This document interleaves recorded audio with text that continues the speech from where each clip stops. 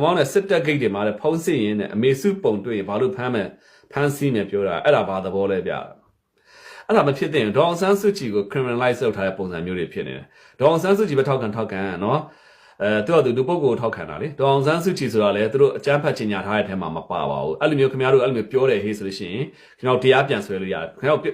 တိတိကျကျပြန်ပြောနိုင်ရမယ်နော်ဒေါအောင်ဆန်းစုကြည်ပုံကိုရှိတယ်ပုံရှိတဲ့အတွက်ကြောင့်မို့လို့ခင်ဗျားတို့ကိုဖမ်းမယ်စီးမယ်ပြောလို့ရှိရင်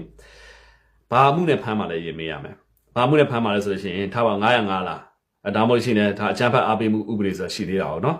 အဲ့ဒါကြီးနဲ့ဖမ်းပါလား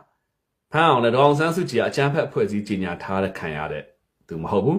အဲ့တော့ကြောင့်မို့အကြမ်းဖက်အဖွဲ့အစည်းကြီးညာထားတဲ့သူလူပုဂ္ဂိုလ်မဟုတ်တဲ့အတွက်ကြောင့်မို့ဒေါအောင်ဆန်းစုကြည်ပုံတွေ့လို့ဖမ်းမယ်ဟေးဆိုလို့ရှိရင်အဲ့လူကဥပဒေနဲ့ညှိပါတယ်နော်ညှိတယ်သူကညှိတယ်ညှိတဲ့အတွက်ကြောင့်မို့လို့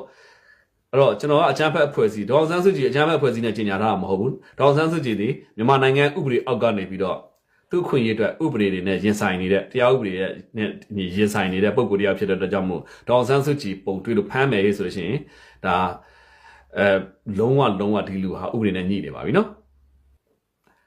အိမ်မှာဒေါအောင်ဆန်းစုကြည်ပုံတော်မှာချိတ်ရတဲ့ဘဝပါဒေါအောင်ဆန်းစုကြည်ပုံကိုချိတ်လည်းဘာမှမဖြစ်ဘူးတော့ဘာကြောင့်လဲဒေါအောင်ဆန်းစုကြည်ကဒါဥပဒေမြန်မာနိုင်ငံဥပဒေအခြေခံဥပဒေအားဖြစ်တော်လည်းကောင်းအခုလက်ရှိတည်ဆဲဥပဒေတွေအားဖြစ်တော်လည်းကောင်းဒေါအောင်ဆန်းစုကြည်ပုံချိတ်လို့ဖမ်းလို့မရဘူးနော်